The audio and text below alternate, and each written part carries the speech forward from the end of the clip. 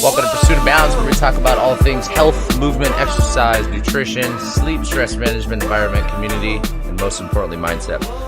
What's up, y'all? Today I wanted to talk about a good concept that I was just, thinking about actually on my drive up today, and something I heard on a movie or documentary thing I was watching earlier in this week, which is the concept of working out requires you to also be equally balancing working in, which I never really thought about. Why do we call it working out, right? So whatever, I went down this typical rabbit hole that I always do, kind of hearing this and just like, oh, this would actually be a kind of a cool podcast idea because it kind of plays on this very holistic recovery aspect of what we always talk about. And to be honest with you, it's something I'm actually currently going through, and it's something I always struggle through. And I definitely am very cyclical with going through phases of like being good about recovery and doing all these things so I can actually manage my workouts. And then I go through phases of like, I don't want to miss a workout. I love the workout. I love the program. So today we're going to talk about why you should be working in just as much as you should be working out, right? And the whole concept of Pursuit of Balance, and the name of this freaking podcast, is understanding that when you are working out, you're expending energy. You are breaking your body down in these workouts, and that's all good, right? Like, it's just like any other stress, any other hormetic stress in life. Like, it's something that actually breaks you down, but with proper recovery, your body gets stronger, right? And this is the coolest thing about exercise, and this is how we build muscle, this is how we build strength, and we need to understand that all things in life, not just exercise, require this yin and yang balance between in and output. And so we're going to talk a little bit more about in and the concept of, what we do as always, but more importantly, of understanding when you have more working out happening, the in needs to raise with it, right? And I think a lot of times we think that recovery is something that's going to be the exact same no matter what stage you're training or how much volume or intensity. Most people, they tend to treat their recovery almost the same, if not worse, when they start to train more. And I always love this example because, I remember the article at Sports Illustrated came out a couple of years ago, and they were talking about how, the athletes that spent over 7 figures on their body from recovery between, therapy, nutritionists, soft tissue work, massage, all trainers, all these things that go into kind of recovery for their sport. And they're literally spending over $1 million a year on their bodies doing these things. Now, obviously, we are not LeBron James. We're not Russell Wilson. We're not playing at a professional level or at an intensity or volume level that's anywhere near close to what they're doing. Or at least maybe majority of the people that I work with, including myself as general population, we're just not there. So I don't think we need to be spending 7 figures, nor do I even have the money to spend 7 figures on that a year. Maybe one day, but I doubt it. So when you think about that concept, you need to understand that obviously, the higher the output begins, right, the more the input needs to follow, right? And with recovery, your body can actually do everything better and more progressively over time. Without recovery, your body's going to run into a wall. You're going to start to see that your stress is going to go up because your body's kind of taking that physical demand. It's taking too much without recovery. Your sleep is going to start to suffer. And all these things kind of start to, they start to catch up to you, right? And I'm going to give you guys a personal example right now. I've been dealing with a shoulder injury since a snowboarding accident in early January, and I'm finally back to a point the last 2 or 3 weeks where I can do almost all my pressing. So bench pressing, dumbbell pressing, overhead was almost fine the whole time. Dips are the only thing that still hurt me, so getting anything with my shoulder kind of behind my body still bothers me. But I get this kind of, it almost feels like inflammation, or almost I always like to explain, it kind of feels like I have arthritis at night. I feel like just something, wow, I feel like a lot of sensitivity in my shoulder.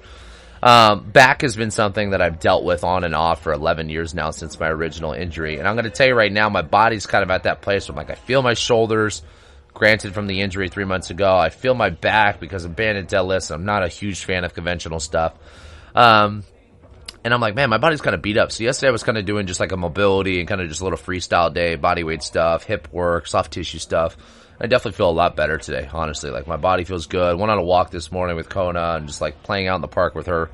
And just moving, I was okay, I feel better. And it just kind of made me really kind of solidify. I was like, yeah, this is what I need to talk about today, because even myself, the guy that preaches and talks about this stuff, still runs into these same walls. And I guarantee people that are listening to this deal with this a lot too, right? And I personally do the exact same workouts that you guys do here at Functional Lifestyles.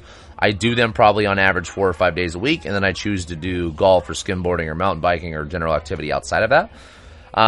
So what I've noticed is I love this current cycle that we're on. So we're on week 3, and I feel like I'm getting almost FOMO with my workouts again. And I go through phases of this where I'm like, oh, I love this cycle. I want to get it. And I'm like trying to hit all the weekday workouts as much as I can. And I realize that my body actually feels really good if I'm doing 5 days a week with my recovery is really, really good. And if the recovery is not so good, I feel probably honestly better closer to the 4 or maybe even 3 time a week mark and doing more general movement or just kind of maybe even taking days off. So when I think about it, I'm going to kind of go through my recovery, and obviously you guys can shuttle in your own kind of routine here. For me, like to start the day off, I love to wake up. If I had the perfect day, I love to start the day off with just waking up early, getting right into, so I have a red light therapy device, and I go right into meditation. So I'll do a 10-minute guided meditation focusing on breath work, and then I finish up with 10 minutes of just some general stretching, a little bit of yoga, working on some tighter areas. So I like to spend 20 minutes under the red light therapy, 10 of those being meditation, 10 of those being yoga, which can almost, I call meditation, can be different forms. And that's the way I like to kick off my day, right? It's a great way for me to kind of just feel centered and not waking up stressed, because sometimes like I naturally will just go right into stuff if I'm running kind of, if we're going somewhere, or if I get right on emails or I start doing work, and I feel like just giving myself that 10 or 20 minutes of just kind of relaxation, of either sometimes it's sitting outside, sometimes it's walking the dog without my phone, it kind of just almost centers me, right? And then another thing that I love that I have at home that's been a huge part of my recovery protocol has been my sauna. So I do the infrared sauna, and I have a cold plunge. And then obviously stretching. So I'll do stretching generally after my workout or part of my workout, and then I'll do some at night. And that kind of stretching, I'm just mobility, whatever would probably be a better way to say it, doing foam rolling or doing my post-workout stretching or stretching at night, and kind of just general movement. I've realized that the last probably 2 weeks now, I haven't really done almost any of it. I've been skipping my meditation. I only did it once this week. I probably did it twice last week. Sauna I've done once in 2 weeks. And I immediately feel my body, right? Like, it just goes to show you how fast your body is going to kind of go like, yo, you're putting a lot out. You got to give us some back in, right? You got to give us that energy back in. So this whole concept today of me talking about working in, is this thing that you need to understand, that the higher the volume or the higher the intensity or the higher both of those are, you need to make sure that the recovery is essential. It's a mandatory thing to what you're doing. And especially as you get older, I think the coolest thing about being older, which a lot of people look at as a downside, is your body gives you immediate feedback. And I'm only 30 years old. Who knows what's going to happen at 40 and 50 and 60, right? But the more you can really take care of the essential recovery side of things, the better you feel. And I'm not saying that age is going to be something that you're just going to guarantee you're always going to be sore, you're always going to have immediate pain. But depending on where you're at with stress and training and everything else, like sometimes it is immediate. And this training cycle is very leg dominant for me. It's a little bit more back dominant. And I love it. Like, I'm addicted to this cycle. It's actually one of my favorite cycles I've written in a long time. But I immediately felt just that those 2 weeks of my recovery kind of falling apart, not really paying attention to rushing my stretching at the end, not doing my sauna cold plunge, not doing my breath work and my meditation stuff. My back is locked up. My shoulder feels not like it's going backwards, but it just feels more like inflamed almost in a sense. And it's immediate, right? So I want you guys to think about that. When you think about working in, you need to be able to build a routine in, and it needs to be able to kind of be in this little equilibrium and the seesaw of where you're at with your working out and also what you're doing with your working in. If you're working out less, then maybe if you're having enough movement, then your body should feel pretty good, right? If you're working out a lot and you're not having much movement or anything like that, your body's not going to feel that good, right? You're going to hit a wall pretty fast. You're going to plateau on performance. You're going to plateau with possibly running into an injury. So those are things you guys should really pay attention to, is understanding that the mobility and that the training and all the other stuff, they need to work in cahoots with each other, because training, as I've said a million times, is a sympathetic response. It's something that breaks your body down, right? And that's why for Dimension 1, the thing that I talk about all the time is movement and exercise, even though they're different from each other, they're still in the same bucket. Going on a walk with my dog for, 40 minutes and playing in the park with her, or, doing some stretching, or going on a light hike, or going to the beach and hanging out and maybe swimming or walking around. Those are things that are movement. They're great for everything that I talk about, from health and fat loss and mental clarity and all those good things. So they're less sympathetic, they're more parasympathetic, so they actually aid in the recovery process. So movement and exercise, they're in the same thing, but use them with each other and against each other, more importantly, because if you feel that your movement is, if your exercise is surpassing your movement, you're going to start to feel that, right? Your body's going to get stiffer, you're going to feel a little more tense, you're going to feel like you're more irritable to injury. You're going to, all those things will start to, and your body will give you the signs. I don't need to tell you with it because you know 100%. You're just going to feel more irritable. You're going to feel like you have a little less energy. You're going to feel stiff. You're going to feel tight. You're going to feel like an old man. You're going to wake up like, oh my God. So that because your exercise has outweighed your movement. Movement is the foundation of Dimension 1, not exercise. Right, and this is coming from the guy that owns the gym. I'm telling you, your movement needs to be the foundation. If I were to draw you a little pyramid, that bottom sector would be movement and mobility. Like, move through as much range of motion, slowly, controlly, very passive, some of that being active as well, and then stack the exercise on top, and then stack the high intensity sprinting or other kind of skill sets on top of that. But it needs to be stacked on top of that. Foundationally, it needs to be the movement. So one of the things that I'm kind of doing, and I did this yesterday, and I'm going to do this today, and I'm going to do this over this weekend, is I'm going to choose to still work out, but more importantly, focus on my working out being more movement-based stuff, right? So I'm going to go through range of motion. I'm going to go through some stuff, but I'm not going to push the weight as much. I'm not going to push the intensity as much. I'm just going to go into it with a little bit more of a playful feel. And that kind of brought me up to a conversation that I had yesterday with a client, Shay, and she's probably listening to this, so shout out to you, Shay, about the concept of, structured cardio or structured aerobic work versus play, right?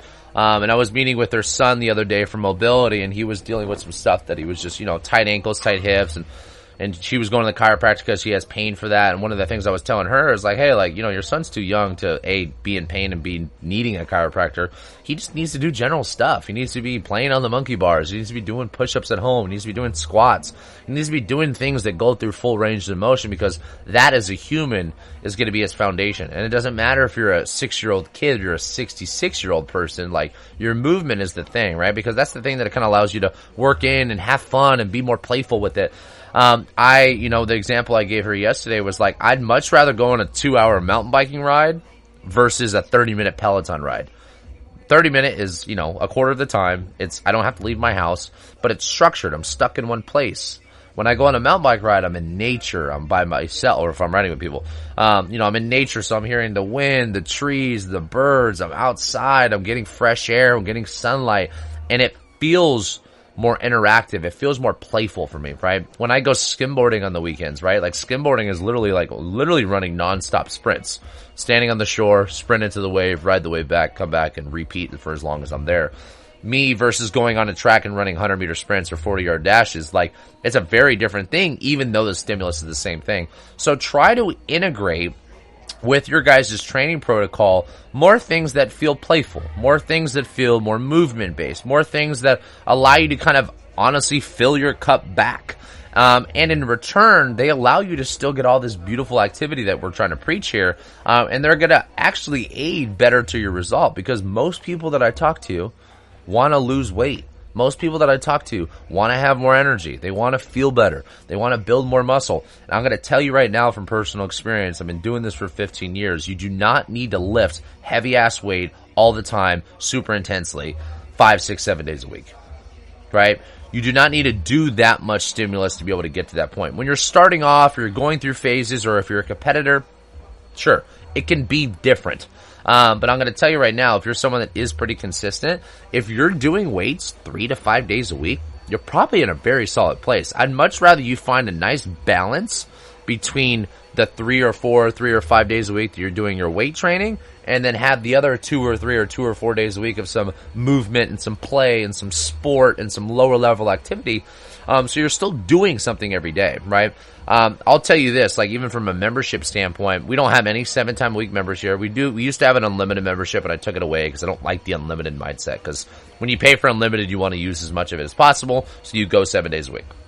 I think you end up burning yourself out and you overwork. There's a good amount of people that are overworking, probably not as many as that are underworking and not doing enough, but there is a great chunk of people that go to the gym that overtrain. And it's about working more effectively, right? It's about working smarter, not harder all the time. I never agreed with this concept earlier in my career, right? I was just like, dude, you gotta go like balls to the wall as hard as you can. You gotta be the person that delivers the most intensity to be able to provide any result. And I also had the mindset that if I took one day off, I'm gonna lose all this muscle.